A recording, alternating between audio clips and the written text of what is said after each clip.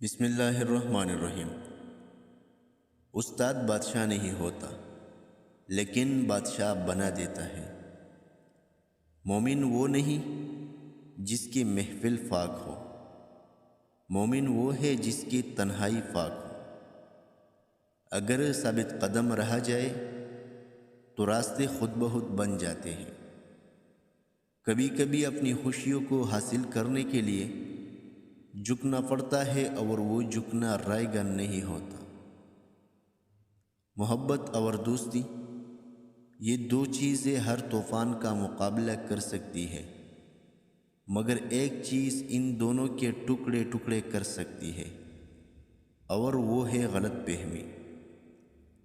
جتنی ذہانت کسی کی بات کا جواب دینے کے لیے ضروری ہے، اس سے کہیں زیادہ ذہانت اس کی بات کو سمجھنے کے لیے ضروری ہے۔ اگر تم کسی کو چھوٹا دیکھ رہے ہو تو تم اسے دور سے دیکھ رہے ہو یا غرور سے۔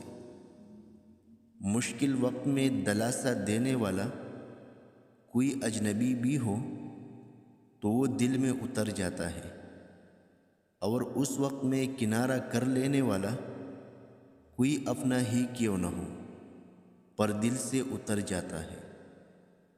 سب سے زیادہ جاہل وہ ہے جو گناہ سے باخبر ہوتے ہوئے بھی گناہ کرے۔ بد نصیب ہے وہ شخص جس نے ماہ رمضان پایا اور اپنے رب کو راضی نہ کر سکا۔ کبھی آنسو، کبھی سجدے، کبھی ہاتھوں کا اٹھ جانا۔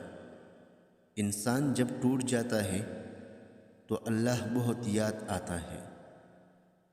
زندگی استاد سے زیادہ سخت ہوتی ہے، کیونکہ استاد سبق دے کر امتحان لیتا ہے اور زندگی امتحان لے کر سبق دیتی ہے۔